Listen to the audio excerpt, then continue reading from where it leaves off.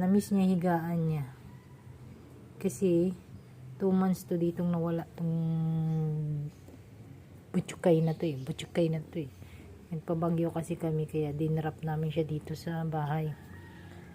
Kaya yun, na-miss niya higaan niya. Ilang months na ba? May, June, July, August. 4 months. 4 months ka nang nawala dito sa bahay, ha? 4 months ka nang nawala dito sa bahay. Na-miss mo higaan mo, gang? Na-miss na espresso yung higaan niya. Oh, ayan yung higaan niya. Oh, yan. Na-miss niya. Na-miss niya. Dito, doon na kasi ito nakatira sa pamangking ko eh. Doon na sa Manila nakatira to. Na-miss niya. Na-miss niya. Nagpabagyo kasi kami kaya iniwan namin dito sa Dasma.